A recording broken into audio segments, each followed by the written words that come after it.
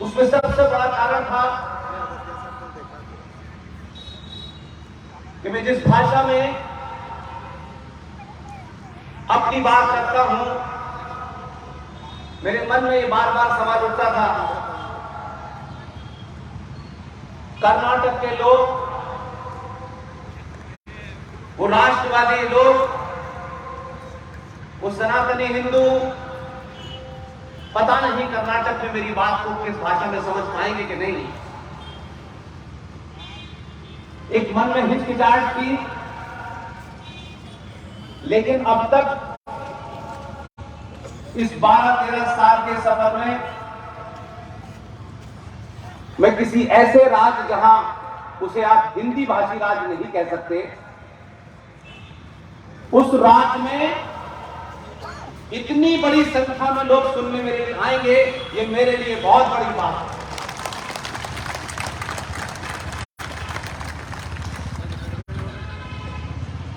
आज के इस कार्यक्रम के आयोजक राष्ट्रीय जागरण समिति बीदर कर्नाटक, हम सबके बुजुर्ग जनाब शिव कुमार स्वामी गुरुजी बीदर और मेरे बीच में यहां तक लाने में एक राम सेतु की भूमिका अदा करने वाले मेरे बड़े भाई, हैदराबाद के जाने माने डॉक्टर मोहन गुप्ता, उनके साथी शर्मा जी, वाजपेयी साहब, उनका भी बहुत बहुत धन्यवाद।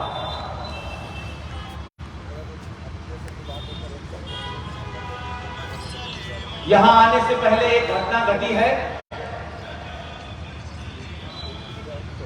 आप सब मेरे मिजाज से वाकिफ हैं।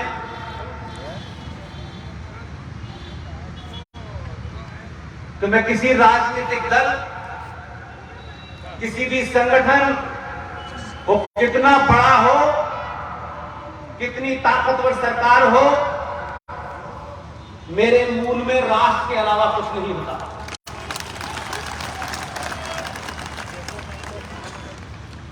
इसलिए मैं कोई बात किसी को खुश करने के लिए नहीं कहता। भाषा की मर्यादा में मैं अपनी बात पूरी ताकत से रखता हूं। मेरी बात से कोई नाराज होता हो तो कल होने की जगह वो अभी हो जाए।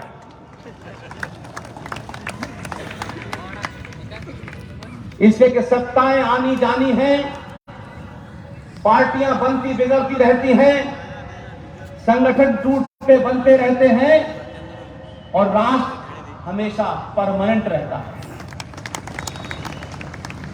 इससे जीवन में कभी भी अगर यह तय करना हो कि पार्टी, संगठन और तमाम दूसरी चीजों में से कुछ चुनना हो, तो जब जब आप राष्ट्र को चुनेंगे तो ध्यान रखिएगा, सत्ताएं आपकी चौखट पे नाक रगड़ के पूछेंगी करना क्या है। इसलिए हम इस लोकतंत्र में एक ऐसे दौर से गुजर रहे हैं जब लोकतंत्र द्वारा बनाई गई सरकारों को भीड़तंत्र सड़कों पे डराने की कोशिश कर रहा है। एक ऐसे समय में कर्नाटक में एक घटना घटी, मैं उसमें नहीं जाता कि उसके पीछे कौन व्यक्ति विशेष था। मैं ये मानता हूं, आपका जनसमूह मुझ जैसे साधारण आदमी को सुनने के लिए अगर आया है तो यह सारा क्रेडिट आपको है कि आपके कारण सत्ताएं बदल नहीं रही हैं।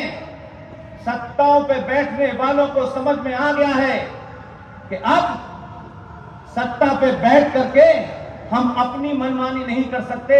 जो सत्ताओं के दलों की जो भूमिका है, जो समाज की धड़कन है, अगर उसका कोई भी विरोध भी करता है, तब भी उस विरोध के कारण कर्नाटक की विधानसभा में स्वतंत्र वीर सावरकर की तस्वीर आपके दबाव में लगती है। कोई नेता, कोई पार्टी, संगठन ये न समझे कि किसी ने ये काम किया है। हमको बहुत कुछ पता है दिल्ली में रहते हुए,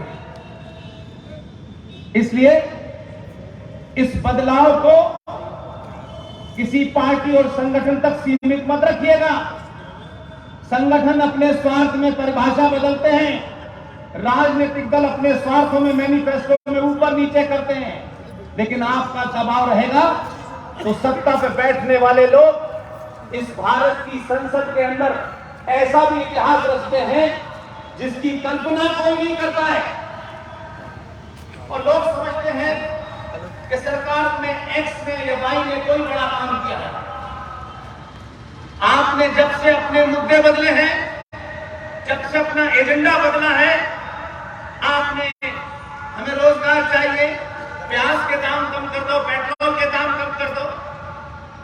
ये जो सनातनी हिंदू ने भीख मांगने की परंपरा से आगे बढ़ के कहा कि हमको ये कुछ नहीं चाहिए, आप सनातन की रक्षा में सनातन को तोड़ने वाले, सनातन को खत्म करने वाले, सनातन के खिलाफ सड़कों पे हत्याएं करने वालों को समाप्त करके हम आपके